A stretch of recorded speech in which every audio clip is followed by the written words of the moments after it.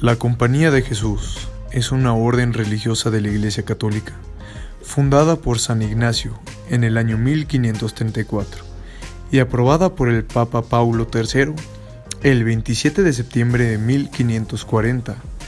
Durante más de 475 años, los jesuitas siempre han sido misioneros enviados a las fronteras humanas y sociales, al servicio de la fe y de la promoción de la justicia, asumiendo cualquier tipo de actividad que contribuya a esta misión. Misiones entre infieles. La Compañía de Jesús es un instituto eminentemente misionero. San Ignacio no pudo realizar su deseo de ir a misiones.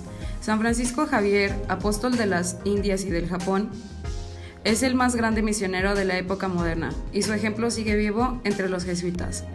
En 1968 trabajaban en países de infieles 7.412 jesuitas. De su labor misionera darán idea las siguientes estadísticas, algo anticuadas, pues se publicaron en 1939, poco antes de la catástrofe misional ocasionada por la Segunda Guerra Mundial. La compañía regentaba 40 seminarios para la educación del clero indígena.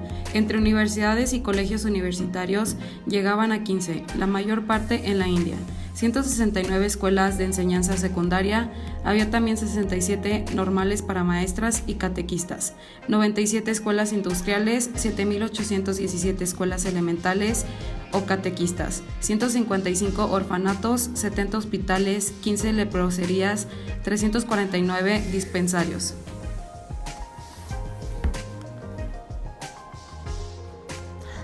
Ejercicios espirituales. Ocupan un puesto distinguido entre los más importantes ministerios de la Compañía de Jesús.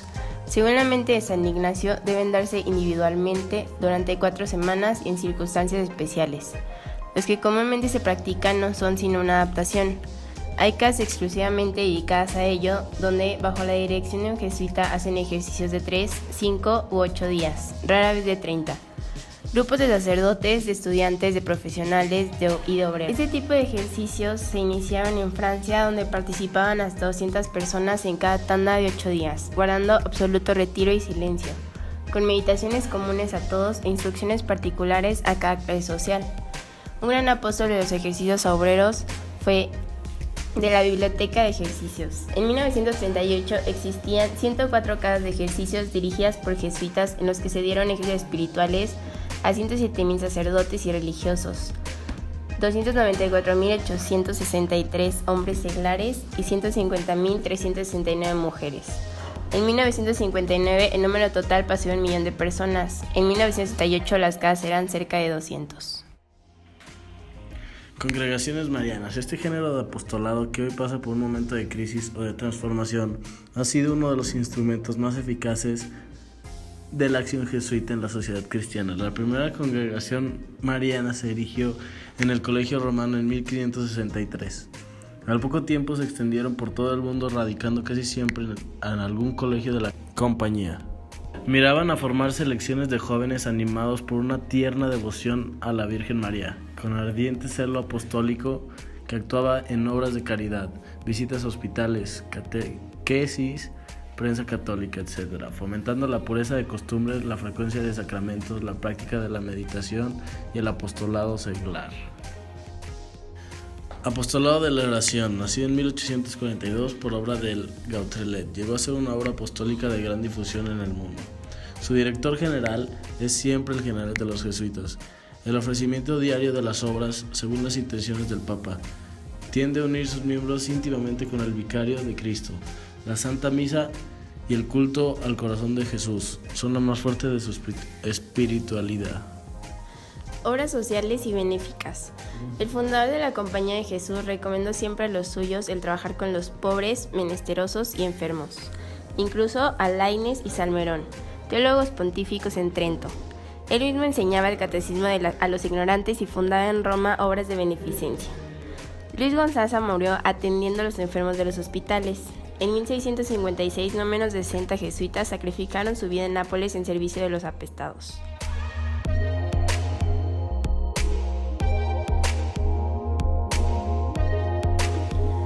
Desde sus comienzos, la compañía sirvió a la Iglesia en Europa, así como en Asia, África y las Américas. Hombres como Roberto Bellarmino y Pedro Canicio comenzaron la Reforma Católica en Europa. Valientes misioneros como Francisco Javier de Novilly, Pedro Llaver, Rochi González, Juan de Brito, Jean de Brebeuf y Eusebio Quino llevaron el Evangelio hasta los confines de la tierra.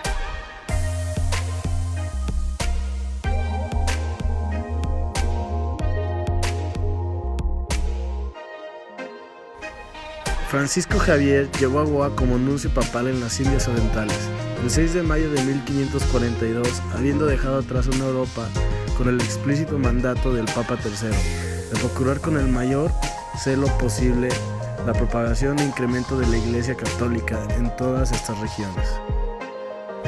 San Pedro Claver desempeñó una vasta labor evangelizadora en la ciudad colombiana de Cartagena de Indias, bautizando y adoctrinando a los esclavos que llegaban a África. Roque González de Santa Cruz se desempeñó en diversas actividades apostólicas y no aceptó el cargo de vicario general de ausencia porque quería llegar hasta los mismos indígenas para evangelizarlos. En 1609 abandonó su trabajo como párroco e ingresó a la Compañía de Jesús, comenzando su labor como misionero evangelizado. Juan de Brito fue un predicador y misionero portugués que fue asesinado por los malabares por evangelizar allí. Los malabares son una región histórica y geográfica del sureste de la India, situada entre los Ghats occidentales y el Mar de Arabia. Juan de Brebeuf fue un jesuita que viajó por Nueva Francia en 1625. Realizó su ministerio religioso en Francia entre 1629 y 1633 y, posteriormente, trabajó sobre todo con los hurones. Aprendió su idioma y su cultura y escribió mucho sobre ellos para ayudar a otros misioneros. Paréntesis. Los hurones eran indígenas que vivían en pequeñas comunidades de hasta 1000 individuos. Eusebio Francisco Quino fue un misionero explorador, cartógrafo, geógrafo y astrónomo jesuita, distinguido entre los indígenas de lo que hoy es el noreste de México y el sureste de Estados Unidos por sus métodos de evangelización. Fundador de 20 misiones y conocido por su capacidad para entablar relaciones entre los indígenas y las instituciones religiosas que representaba. Poco después de la fundación de la compañía, Ignacio comprendió que las escuelas ofrecían el mayor servicio posible a la Iglesia a través de la instrucción moral y religiosa. Entre 1540 y 1548 comenzaron con una red de enseñanza secundaria y universitaria en gran parte de Europa Central y Occidental, así como en la América castellana y portuguesa. Las primeras universidades fueron en París, Lovaina, Padua, Coimbra, Alcalá de Henares, Colonia y Valencia. Al morir San Ignacio en 1556, había 40 colegios existentes, con distintos modelos educativos.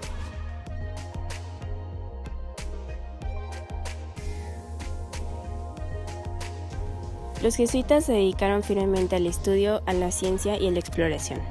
En 1750, los astrónomos jesuitas dirigían 30 de los 130 observatorios astronómicos del mundo. Hasta 35 cráteres lunares llevan el nombre de científicos jesuitas. El calendario gregoriano fue obra del jesuita Christophorus Clavius, el maestro más inteligente del Renacimiento. Otro jesuita que resaltó fue Ferdinand Verbiest. Determinó la frontera entre Rusia y China, y hasta hace poco tiempo ningún nombre extranjero era tan conocido en China como el del jesuita.